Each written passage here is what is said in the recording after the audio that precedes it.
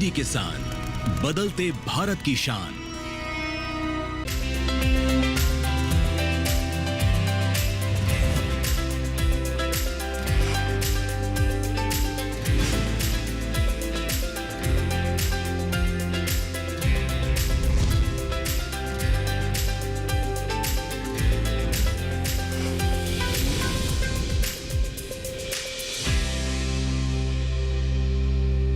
नमस्कार, आप देख रहे हैं दूरदर्शन किसान चैनल। हमारे कार्यक्रम सफल किसान में मैं अदिति शर्मा आप सभी का स्वागत करती हूँ।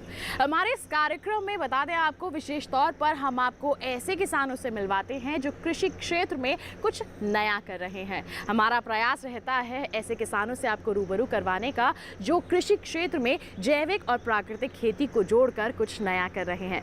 आज की हमारी इस कड़ी में एक ऐसे ही सफल किसान राजीव त्यागी से हम आपकी मुलाकात करवाने वाले हैं। जी हाँ, राजीव त्यागी एक ऐसे सफल किसान हैं जिन्होंने अपने सफल उद्योग को त्याग कर पूर्वजों के खेत पर जैविक एवं प्राकृतिक खेती की शुरुआत की।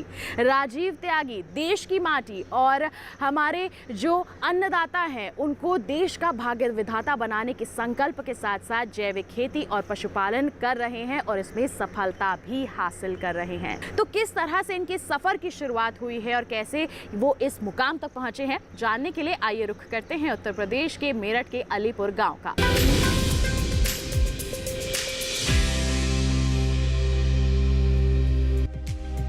उत्तर प्रदेश का मेरठ जिला, मेरठ जहां से आजादी की क्रांति की शुरुआत हुई थी। देश में आजादी को लेकर एक मुहिम की शुरुआत हुई और देश आजाद हुआ था। कुछ इसी तर्ज पर राजीव त्यागी ने उद्योग जगत का रास्ता छोड़कर देश की माटी और अन्नदाता के विकास के लिए अन्नदाता फाउंडेशन का गठन कर माटी और अन्नदाता के लिए एक मुहिम की शुरुआत की है। दिल्ली विश्वविद्यालय से ग्रेजुएशन और लॉ के बाद मैं व्यापार के क्षेत्र में दिल्ली में जो 35 वर्ष मैंने बजाज की डीलरशिप, टाटा क्रोमा टाटा के साथ, अपनी एक एनबीएफसी के साथ, अपने एफसीआई गोडाउन के साथ विभिन्न क्षेत्रों में कार्य करने के बाद एक वर्ष जिस वक्त कोरोना का पीरियड आया, उस वक्त मुझे ऐसा फील हुआ कि शायद ज़िंदगी में कुछ कार्य ऐसे हैं जो हम लोग नहीं कर रहे हैं। और उन कार्यों में जो सबसे बड़ा कार्य था, क्योंकि मैं भी आपकी तरह एक किसान का बेटा हूँ, लेकिन क्योंकि व्यापार के क्षेत्र में रहते रहते मैं ये भूल गया कि मैं भी आपका भाई हूँ और मुझे भी इस क्षेत्र में, कृषि के क्षेत्र में अपने किसान भाइयों के साथ कुछ ना कुछ कार्य मुझे करना चाहिए।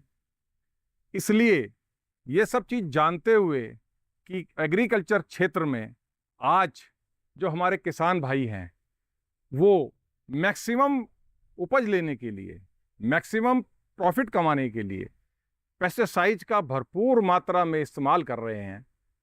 तो मेरे दोस्तों, मेरे भाइयों, समय सब कुछ सिखाता है। मैंने ये महसूस किया कोरोना पीरियड के अंदर कि जिस वक्त मेरी पुत्रवधू ने मेरे पोते के लिए जब एक ऑर्गेनिक दूध को मंगाया, जिसकी कीमत जानने के बाद मैंने अपनी पुत्रवधू से सिर्फ एक ही सवाल किया कि बेटा, ये जो दूध तुम पिला रहे हो क्या ये ऑर्गेनिक है? उसने कहा हाँ पापा ये ऑर्गेनिक है। मैंने कहा बेटा, आप कैसे कह सकते हो कि ऑर्गेनिक है?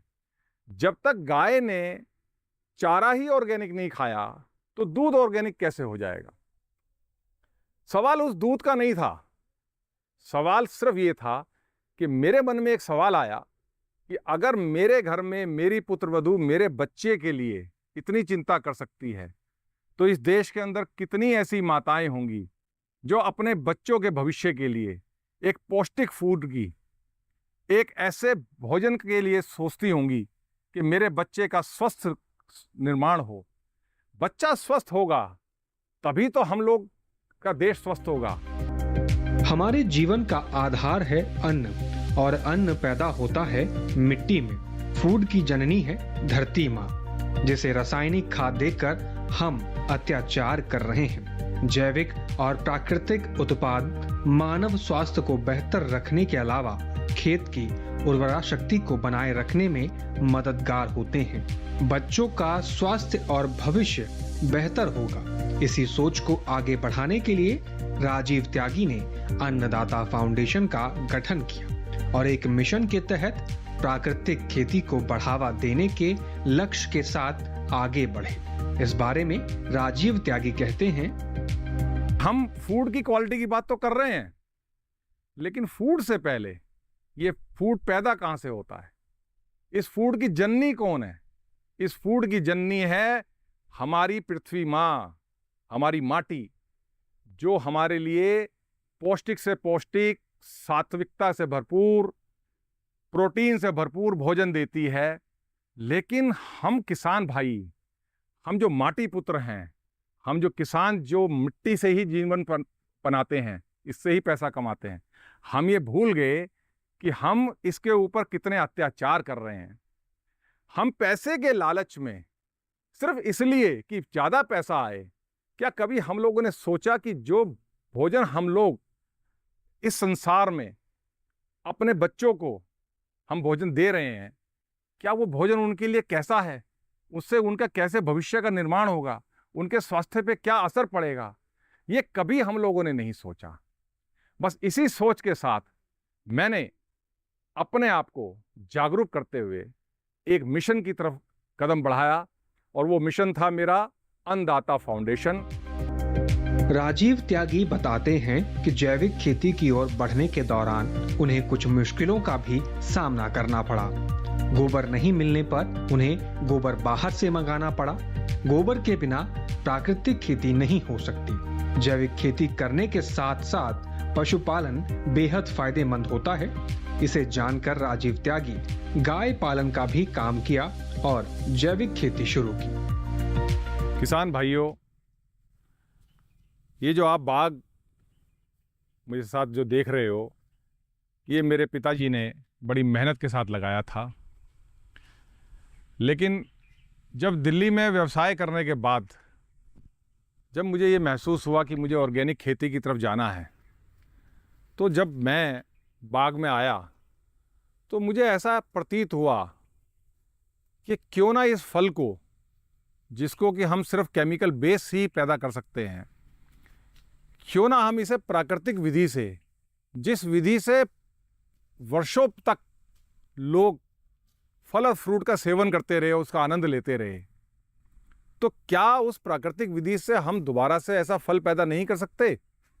ये सोचकर मैंने सबसे पहले ये बीड़ा उठाया कि प्राकृतिक विधि से अपने फल यहाँ बाग में फल को पैदा करूं। जैविक खेती की ओर बढ़ते हुए राजीव त्यागी ने अपने बागों में ऑर्गेनिक खाद का इस्तेमाल किया, जिसका परिणाम भी सामने आने लगा है।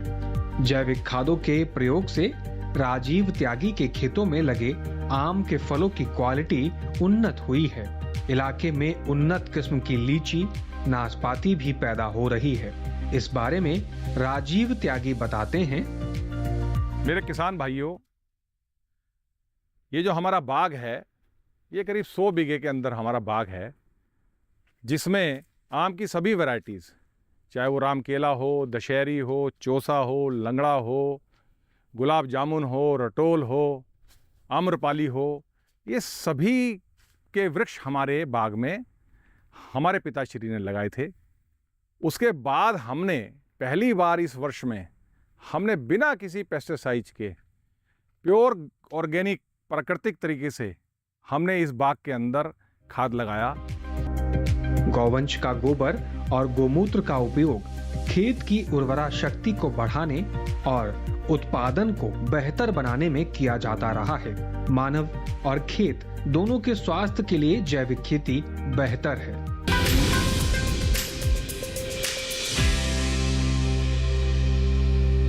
यहाँ वक्त हो चला एक छोटे से ब्रेक का। ब्रेक के बाद हम जानेंगे कि जैविक एवं प्राकृतिक खेती को करके हम कौन से फायदे अर्जित कर सकते हैं, और अगर आज का युवा इसे अपनाना चाहता है तो किस तरह वो अपने कदम इस ओर आगे बढ़ा सकता है। बने रहिए दूरदर्शन किसान पर, देखते रहिए हमारा कार्यक्रम सफल किसान।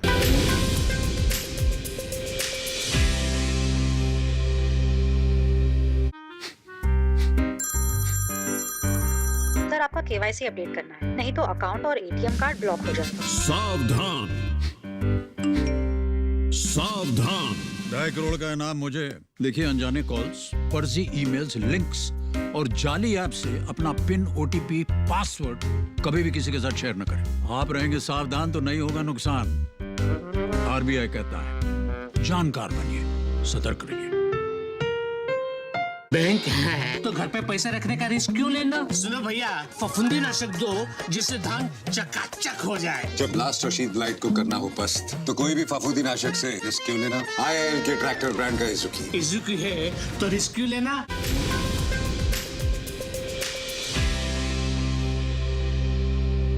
ब्रेक के बाद दूरदर्शन किसान के कार्यक्रम सफल किसान में आप सभी का फिर से स्वागत है। आइए अब रुख करते हैं हमारे सफल किसान राजीव त्यागी का और उनसे जानते हैं जैविक एवं प्राकृतिक खेती को करने के फायदे के बारे में, और साथ ही हमारे युवाओं के लिए वो क्या संदेश दे रहे हैं, क्या सलाह दे रहे हैं, इसके बारे में भी जानते हैं।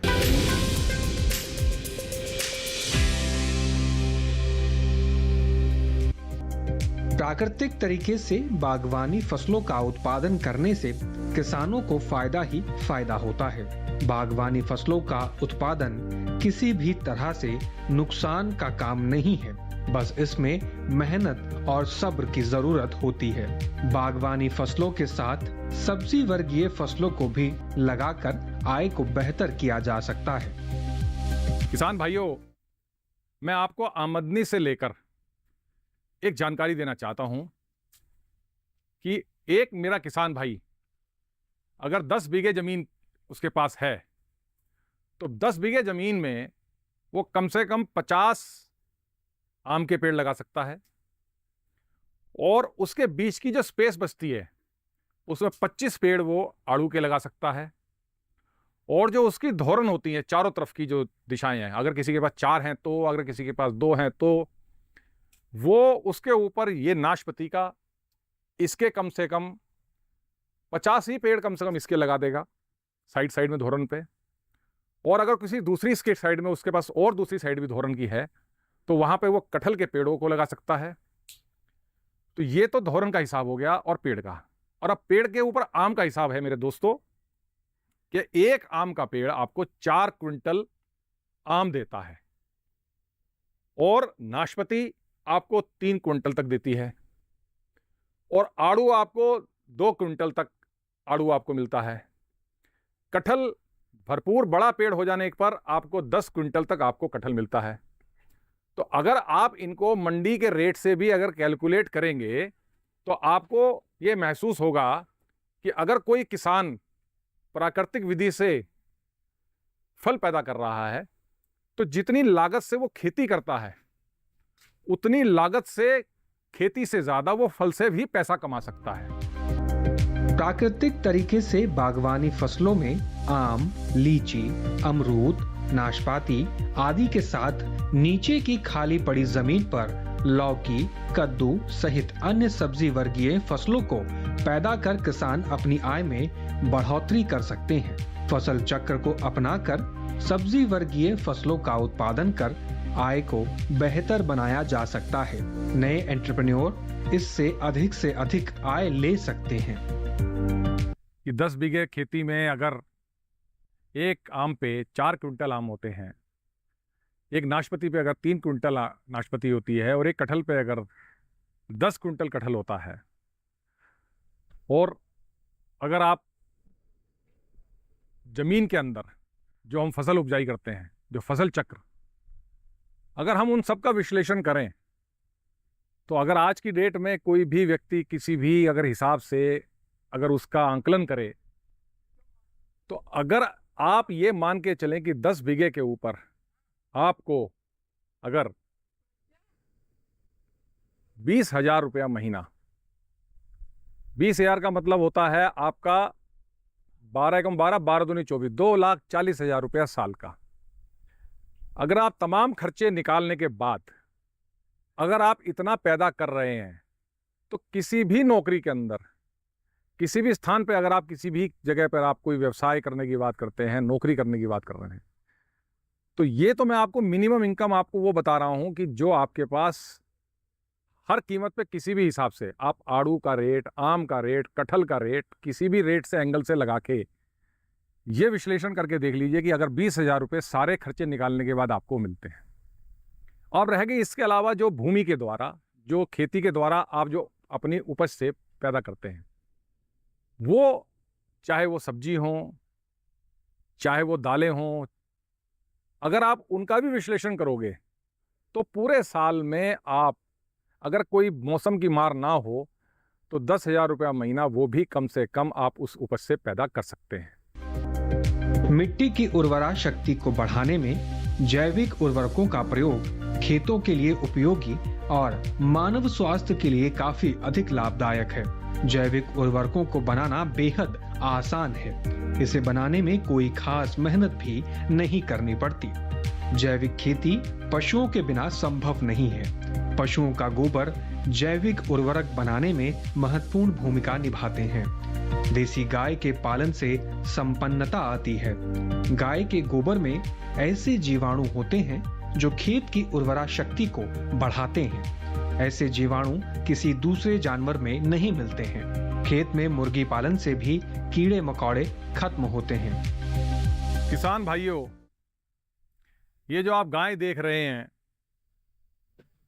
ये एक समय था कि किसान के लिए बहुत ज़रूरी होती थी। किसान इसे अपनी आवश्यकता मानता था।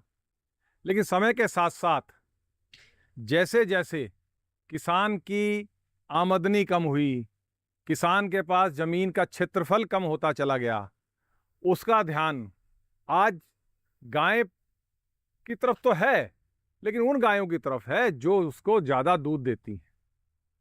लेकिन वो ये भूल गया कि गाय दूध के अलावा जो दूसरी सबसे बड़ी ताकत है, जो गोबर और गोमूत्र, जिसके द्वारा प्राकृतिक विधि से अच्छी खेती करके जो पैसे वो कमा सकता है, उससे उसका ध्यान हट गया। क्योंकि आज उसे लगता है कि अगर मैं ये गाय को जितना भोजन खिलाऊंगा, क्या उतनी प्राप्ति कर पाऊंगा, नहीं कर पाऊंगा। इस भय के कारण से उसने गायों की तरफ ध्यान हटाकर ऐसे दूध देने वाले पशुओं पर ध्यान लगाना शुरू किया जो उसके लिए ज़्यादा आय का साधन उपलब्ध कर सकते हैं। खेती में जैविक फसलों के उत्पादन को लेकर चलाई गई अपनी मुहिम माटी के बारे में बताते हुए राजीव त्यागी कहते हैं कि आज भी देश की अर्थव्यवस्था में खेती का योगदान काफी अधिक है। देश का किसान अन्नदाता ही नहीं, भाग्य विधाता भी है। ऐसे में जैविक खेती को अपनाकर किसान माँ और माटी का सम्मान करते हुए देश और आने वाली पीढ़ी का भविष्य बेहतर बनाने के लिए प्राकृतिक खेती करें और देश को समृद्ध बनाएं। किसान अन्नदाता नहीं है, किसान इस देश का भाग्य है। किसान चाहेगा तो इस देश का आने वाला बच्चा स्वस्थ पैदा होगा, सुदृढ़ पैदा होगा, अच्छे विवेक वाला पैदा होगा। इसलिए आप लोग एक चीज को जान लो, आय से कंप्रोमाइज मैं करने की बात नहीं कर रहा, क्योंकि हमारे देश की पॉपुलेशन इतनी ज़्यादा है कि आज हमारे लिए अन्न और साधन की उपलब्धि बहुत ज़रूरत है। लेकिन उस ज़रूरत के साथ साथ एक स्वस्थ फल फूल की, एक स्वस्थ अन्न की भी ज़रूरत है, क्योंकि उसके बिना हमारा ना तो शरीर का निर्माण हो सकता है, ना भविष्य का निर्माण हो सकता है। भारत की समृद्धता प्राचीन काल से ही विख्यात रही है और यहाँ की कृषि पद्धति भी। प्राचीन काल से ही भारत के खेतों में गौवंश का बोलबाला रहा है। खेत और गोवंश एक दूसरे के पूरक माने जाते रहे हैं। गौवंश का गोबर और गोमूत्र का उपयोग खेत की उर्वरा शक्ति को बढ़ाने और बीजों को रोग रोधक बनाने में किया जाता रहा है।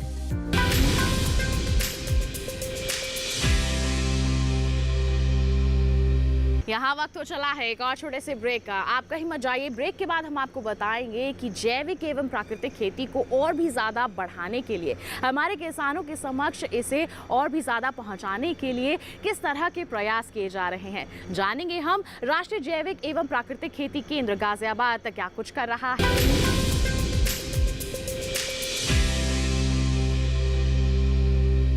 आईपीएल बायोलॉजिकल्स फसल को कीड़ों, रोग, दीमक सबसे बचाएगा, बिना आपको ये आपके खेत को नुकसान पहुंचाए। तो अपना आज अच्छा हुआ ना, और साथ ही साथ ये मिट्टी और फसल के स्वास्थ्य का ध्यान भी रखिएगा, यानी अपनों का कल भी अच्छा। मतलब T20 और टेस्ट मैच दोनों में जी। बिल्कुल, आईपीएल बायोलॉजिकल्स यूज करें अपने आज और अपनों के कल के लिए।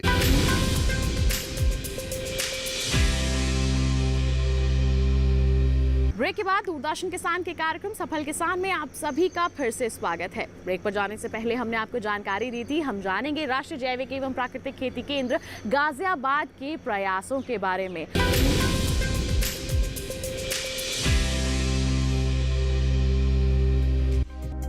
खेतों में रासायनिक खादों के चलते उगने वाले फसलों के दुष्प्रभावों को देखते हुए किसानों को जैविक और प्राकृतिक खेती की ओर मोड़ने का प्रयास किया जा रहा है। जैविक और प्राकृतिक खेती की ओर किसानों को आकर्षित करने के लिए राष्ट्रीय जैविक एवं प्राकृतिक खेती केंद्र गाजियाबाद की स्थापना की गई है। इस दिशा में संस्थान अपनी गतिविधियों के माध्यम से किसानों को जैविक और प्राकृतिक खेती की ओर मोड़ने का प्रयास कर रही है।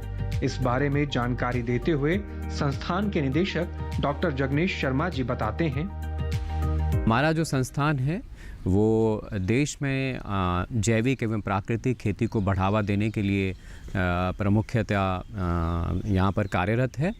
और हमारे जो संस्थान है इसके 4 मुख्य मैंडेट्स हैं, जो कार्य हैं हमारे। सबसे पहला जो है हमारा कार्य वो ट्रेनिंग है, कैपेसिटी बिल्डिंग है, किसान भाइयों से लेके और सभी जितने भी एक्सटेंशन ऑफिसर्स हैं, कृषि वैज्ञानिक हैं, उन सब के साथ मिल के जो है हम कृषि के जितने भी जैविक कृषि के ट्रेनिंग्स हैं, हमारे जो प्रशिक्षण के प्रोग्राम हैं वो चलाते हैं। और कैपेसिटी बिल्डिंग करना सभी स्टेक होल्डर्स की, ये हमारा सबसे पहला दायित्व है।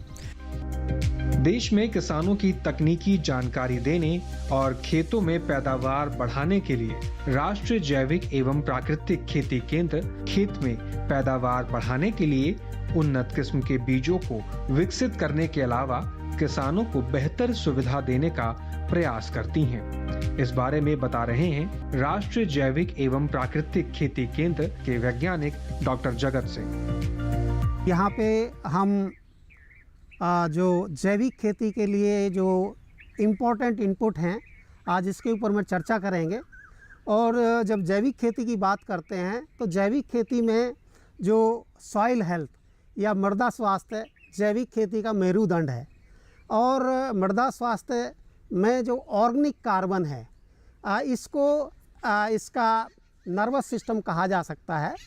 तो कुल मिलाकर कहने का मतलब ये है कि जैविक खेती में भूमि स्वास्थ्य की एक अहम भूमिका है। और भूमि स्वास्थ्य में जो ऑर्गेनिक कार्बन है या ऑर्गेनिक मैटर है, ये एक महत्वपूर्ण योगदान रखता है। भारत की अर्थव्यवस्था कृषि पर निर्भर है। आज के दौर में कृषि विश्वविद्यालयों, कृषि विभाग से जुड़ी संस्थाओं और कृषि विज्ञान केंद्रों में कार्यरत अधिकारी व वैज्ञानिक किसानों को प्रगतिशील बनाने में सक्रिय हैं। हर किसी का प्रयास है कि खेतों में उत्पादन बेहतर हो और किसान की आय बढ़े। किसानों और खेतों की दशा सुधारने और जैविक खेती को बढ़ाने में गाजियाबाद का कृषि विज्ञान केंद्र काफी सक्रिय है। ऐसे में किसान भाई इनके वैज्ञानिक की राय लेकर उत्पादन को बेहतर बनाने के साथ अपनी आय को भी कई गुना बढ़ा सकते हैं।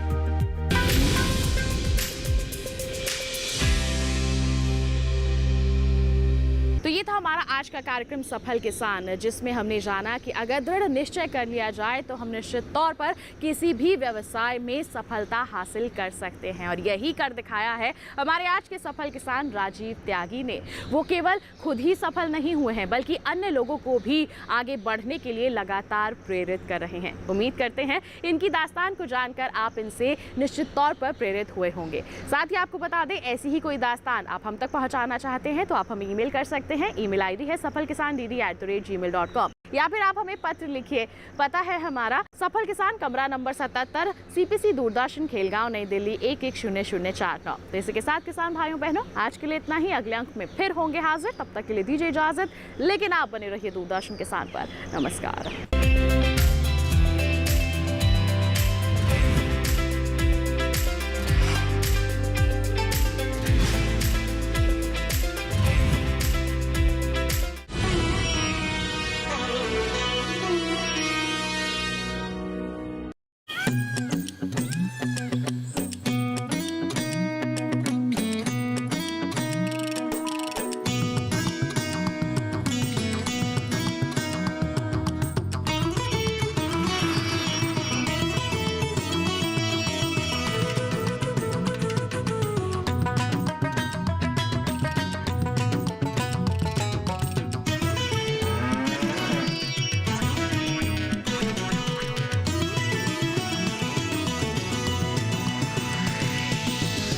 डीडी किसान, बदलते भारत की शान।